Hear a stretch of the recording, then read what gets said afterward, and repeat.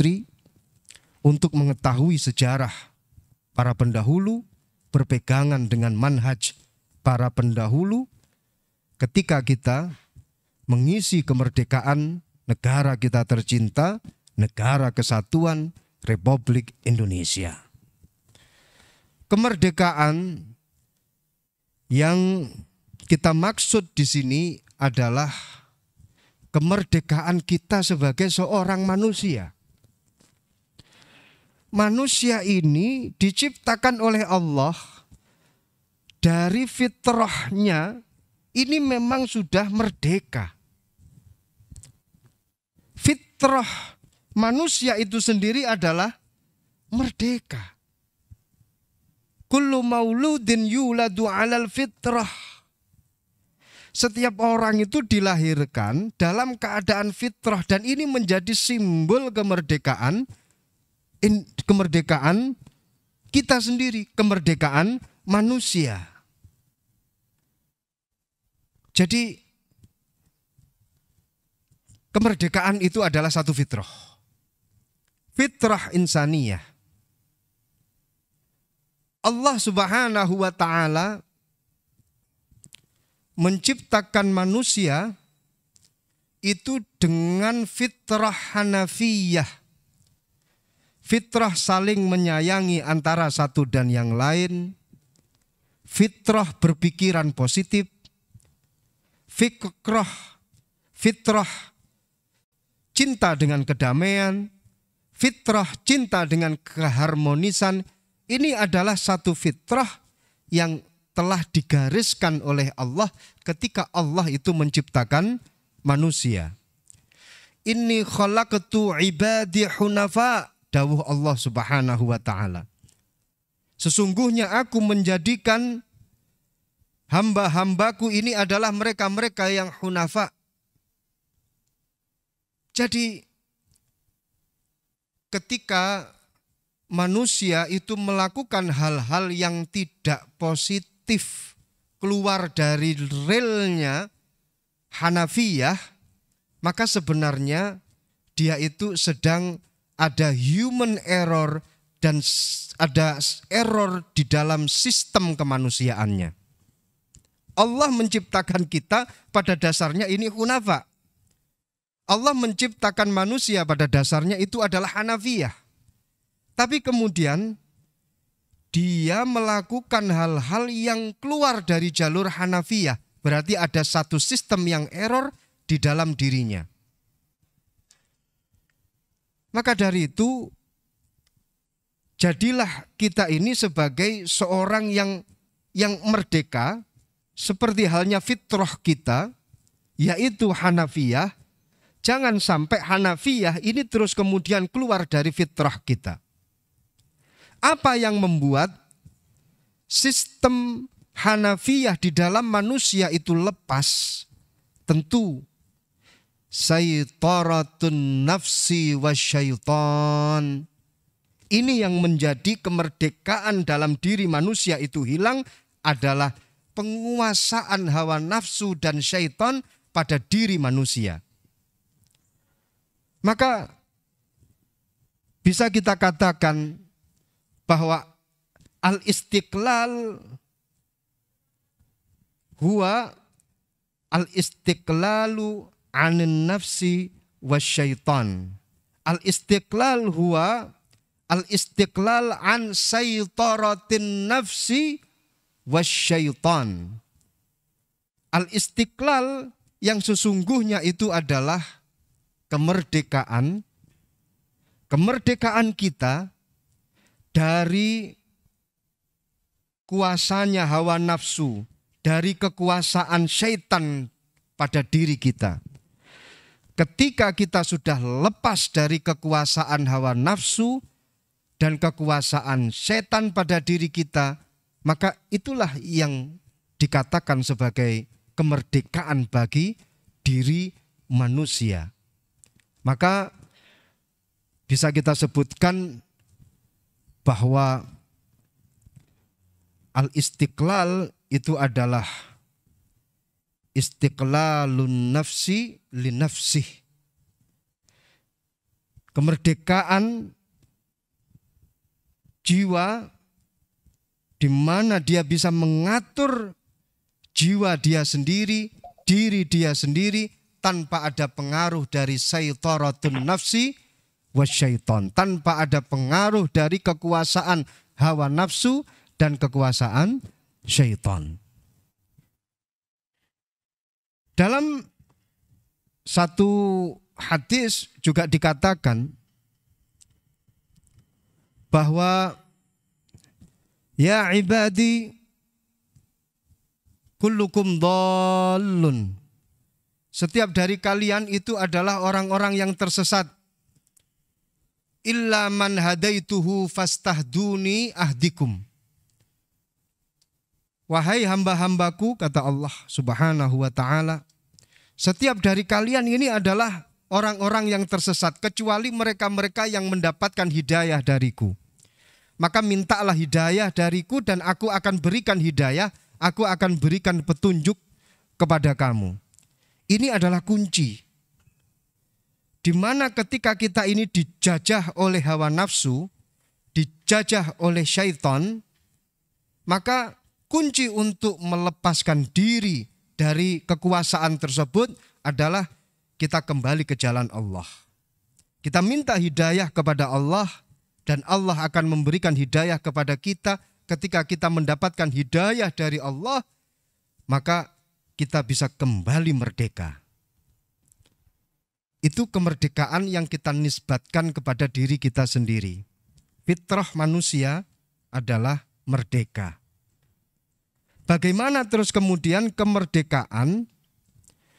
Kemerdekaan itu kita nisbatkan kepada kita sebagai warga negara. Kita sebagai rakyat Indonesia. Kita semuanya sudah yakin dan sudah paham kalau kita semuanya ini adalah bangsa yang merdeka. Kita sudah lepas dari kolonialisme. Kita sudah lepas dari yang namanya penjajahan. Sekarang adalah bagaimana tugas kita dalam mengisi kemerdekaan ini. Kita ini adalah khalifatullah, inni ja'ilun fil ardi khalifah. Jelas dikatakan seperti itu di dalam Al-Quran.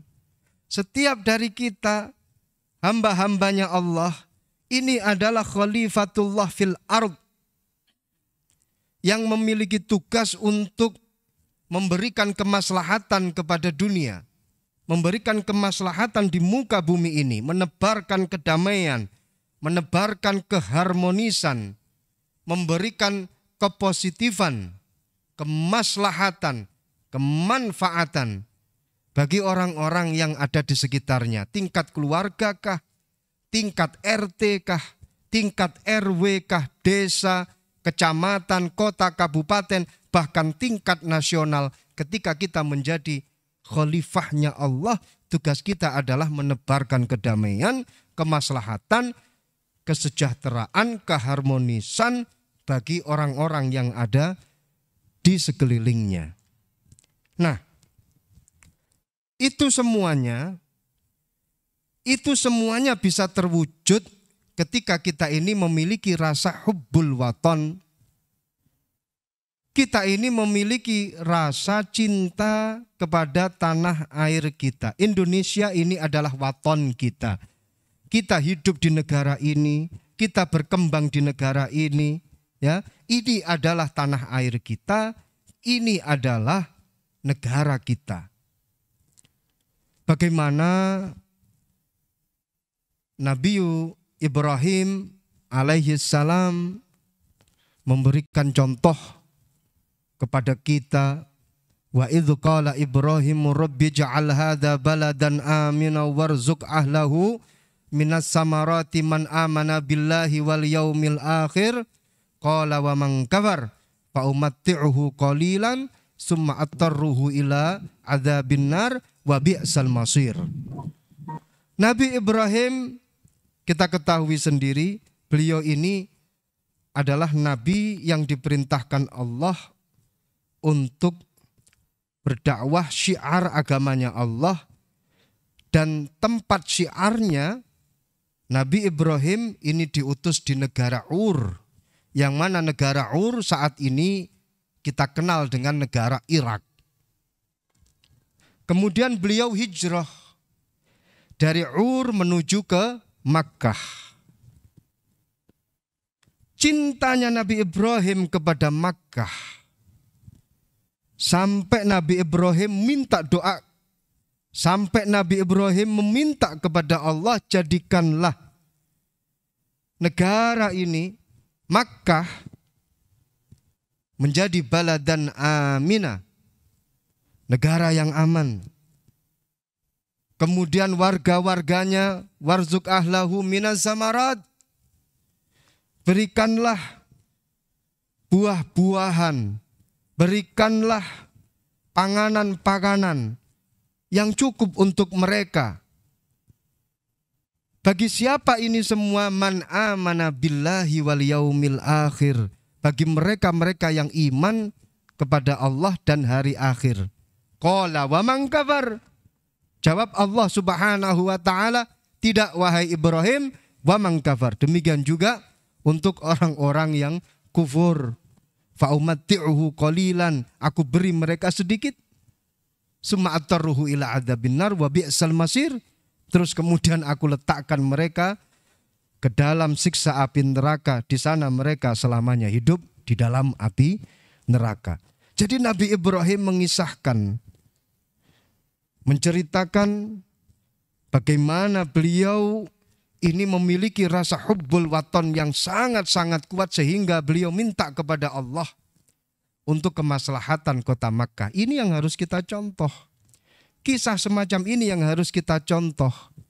Nabi Yuna Muhammad sallallahu alaihi wasallam ketika beliau bepergian dari jauh menuju ke Madinah, melihat tembok-tembok Madinah, melihat bangunan-bangunan Madinah, beliau kemudian langsung mengencangkan ontanya, mengencangkan kendaraannya untuk berpacu lebih cepat. Karena apa? Karena saking kangennya dengan Madinah.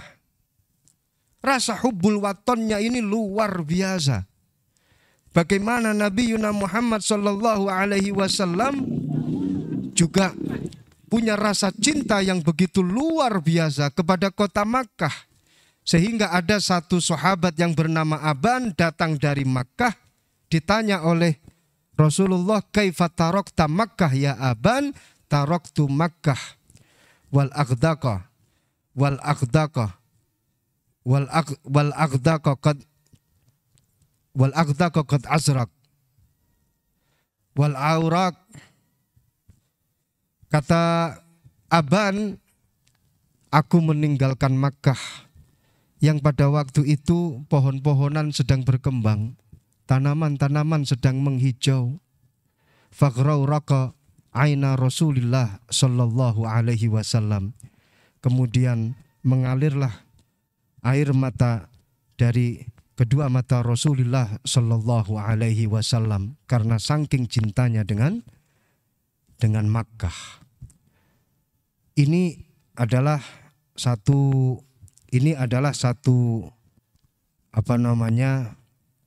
petuah untuk kita, di mana kita ini selalu harus memiliki rasa hubbul waton, minal hubbul waton, karena hubbul waton ini termasuk bagian daripada iman. Sehingga dengan hal ini apa yang kita lakukan untuk negara kita itu betul-betul didasari dengan rasa cinta, sehingga dengan tulus kita ini membangun negara kita. Mungkin itu saja yang bisa kami sampaikan. Di sini juga sudah masuk waktu maghrib, ya. Kita break dulu. Terima kasih.